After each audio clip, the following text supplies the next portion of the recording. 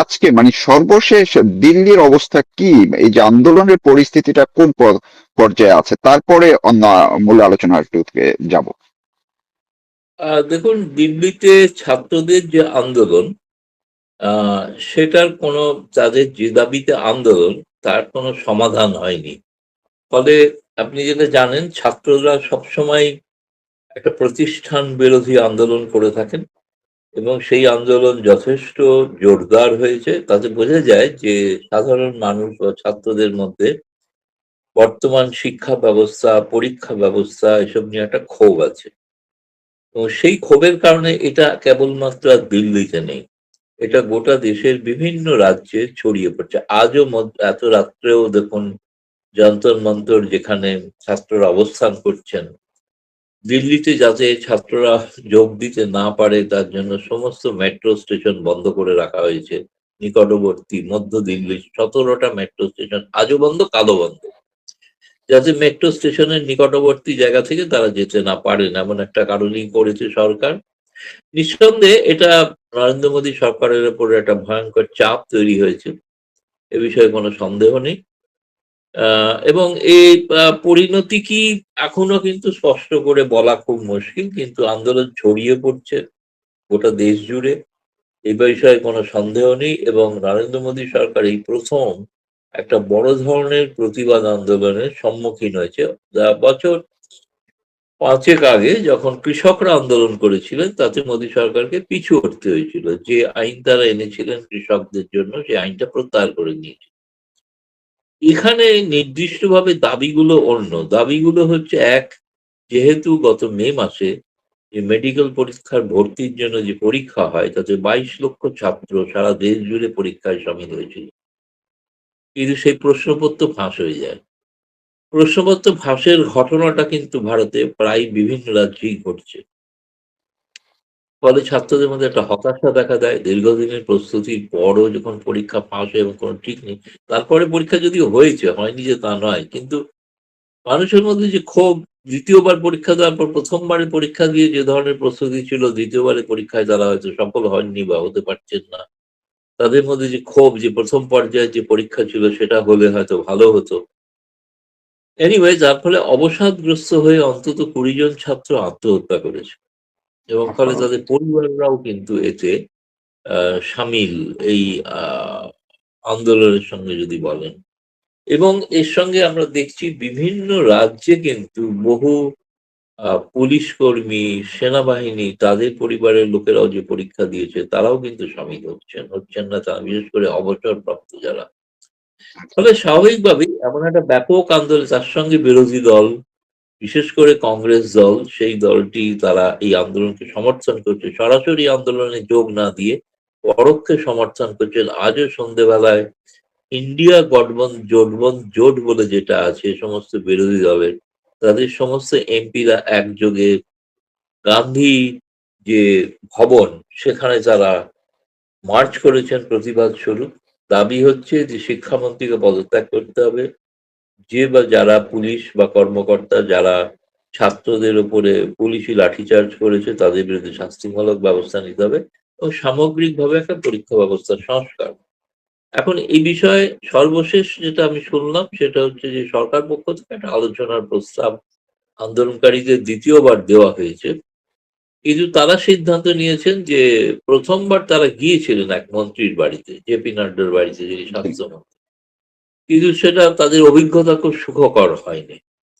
ফলে তারা এখন বলছেন, আমরা আলোচনা করতে রাজি আছি, কিন্তু আমাদের শর্তে আলোচনা করতে হবে এবং আলোচনাটা হতে হবে একটা নিরপেক্ষ জায়গায়।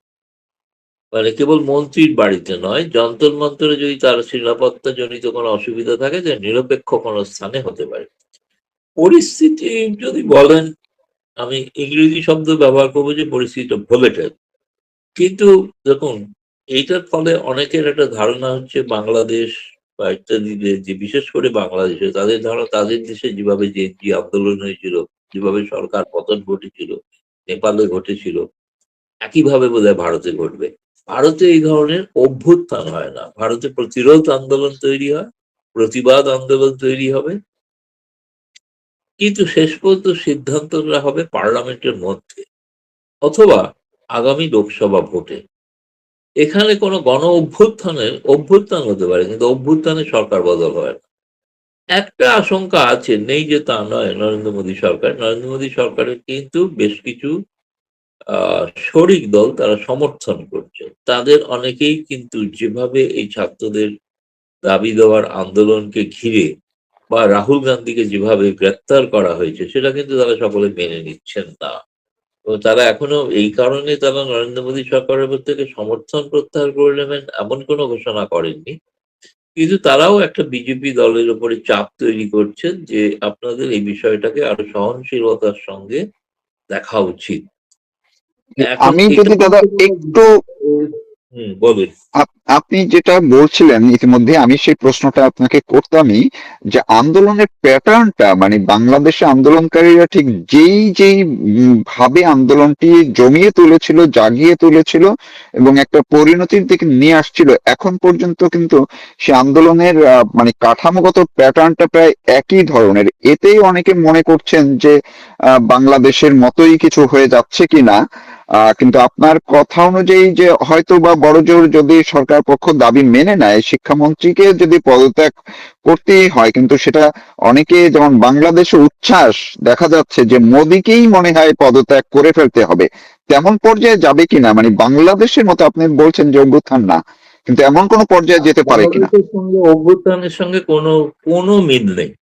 বাংলাদেশের ছাত্রদের আন্দোলনের সঙ্গে ছিল উগ্রপন্থী, চরমপন্থী, জেল থেকে ছাড়া পাওয়া জঙ্গিরা, ক্রিমিনালরা, যারা স্নাইপার রাইফেল চালাতে জানে। এখানে আন্দোলনকারীরা কেউ গুলি বা বড়জোর কেউ কেউ হয়তো পাথর ছুঁড়েছে এই পর্যন্ত। কিন্তু বাংলাদেশের আন্দোলনে নির্দিষ্টভাবে, সুনিয়োজিতভাবে, পরিকল্পিতভাবে একটা জঙ্গি সংগঠন ছিল। এখানে কিন্তু হিন্দু মুসলমান একসাথে লড়াই করছে। এবং আপনি যদি পোস্টার দেখেন, সেই পোস্টারে বলা হচ্ছে যে, আমরা হিন্দু মুসলমান এক, তোরা কি করে আমাদের বিভক্ত করবি। ফলে এই যে চেতনাটা, সেই চেতনাটা ভারতের সংবিধান থেকে আসা চেতনা। এবং সেই চেতনাটা থেকে শিক্ষা নেওয়া উচিত ভবিষ্যতের সমস্ত দেশের। জঙ্গিদের হাতে যদি আপনারা খেলেন, তাহলে সেই শেষ পর্যন্ত গোটা ব্যাপারটা জঙ্গিদের হাতে চলে যায়। প্রশ্ন হচ্ছে যে বাংলাদেশের সঙ্গে এই ছাত্র আন্দোলনের একটা বড় ফারাক হচ্ছে, এখানে এদের নেপথ্যে কোনো জঙ্গি এখনো পর্যন্ত নেই, এখনো পর্যন্ত জানা যায়নি। সরকার খোঁজার চেষ্টা করছেন, এটা করছেন না তা নয়। মানে খুঁজতে হচ্ছে, মানে বাংলাদেশে তখন ওই আন্দোলনের পেছে হাজার হাজার মাদ্রাসার ছাত্র জড়ো হয়েছিল, জি। হাজার হাজার হিজবুত তাহরির জড়ো হয়েছিল, হাজার হাজার হেফাজত ইসলামী জড়ো হয়েছিল।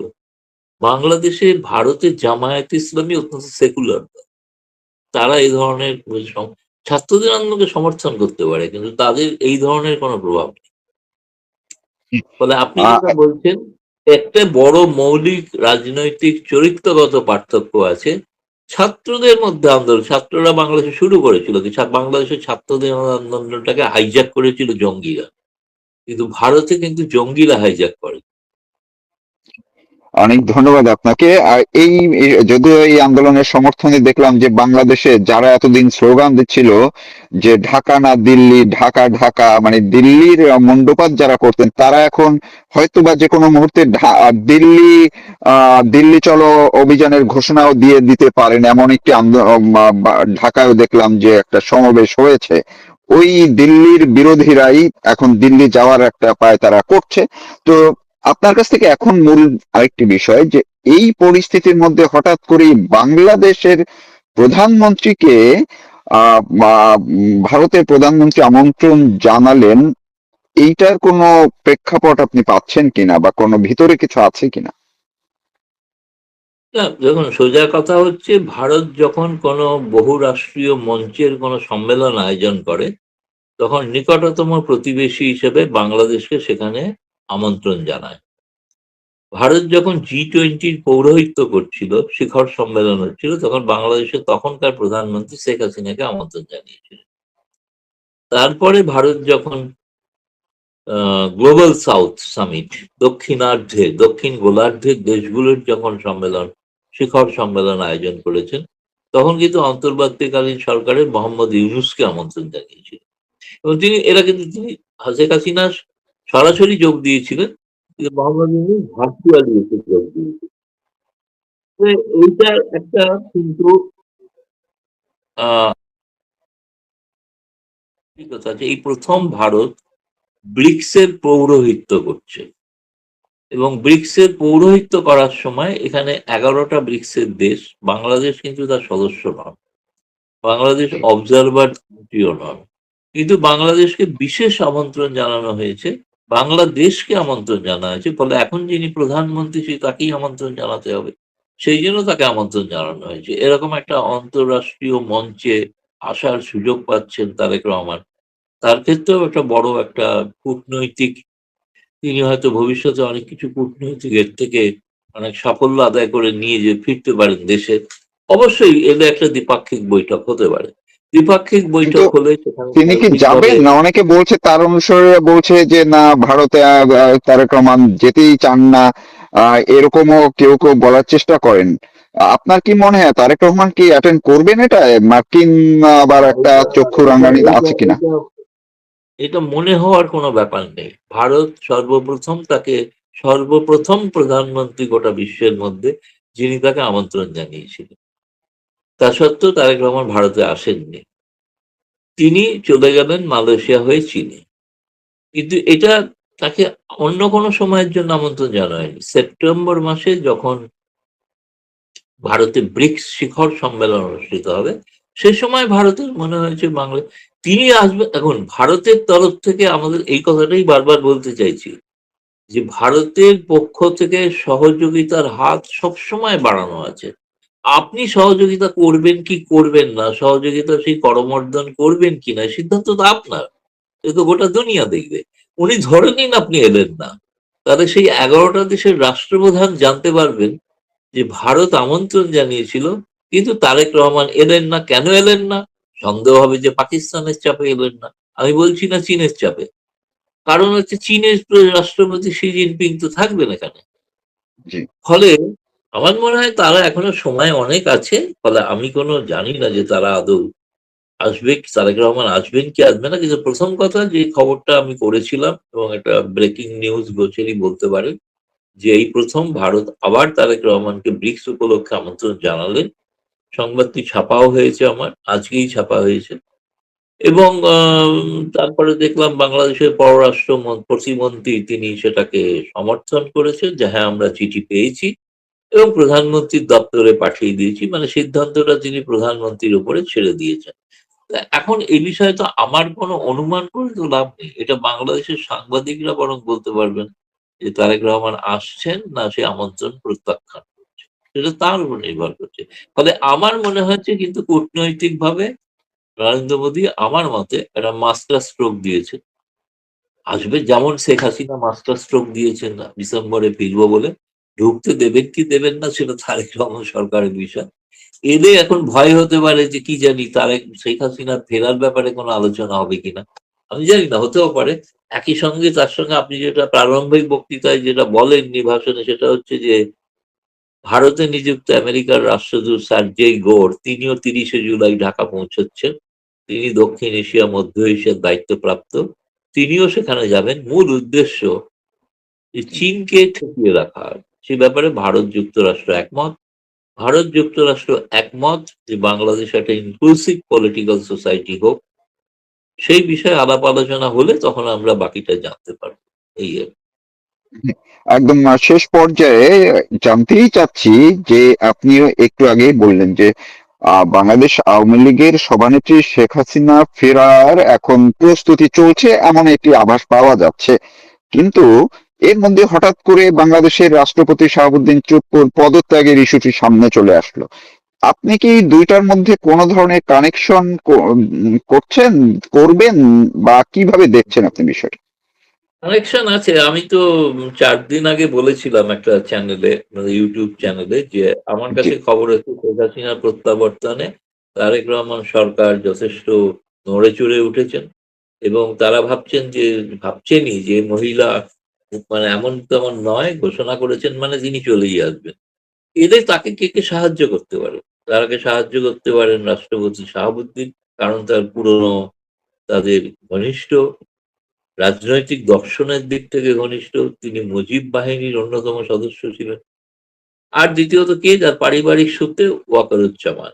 অথচ যার ভূমিকা কিন্তু খুব বিতর্কিত, ৪ঠা আগস্ট থেকে বা তার আগে থেকে বিতর্কিত ভূমিকা, তাহলে তার সম্পর্কেও সন্দেহ আছে। তিনি কি শেখ হাসিনা ফেরার পথ প্রশস্ত করবেন? কারণ ৪ঠা আগস্ট ২০২৪ এই ওয়াকারুজ্জামান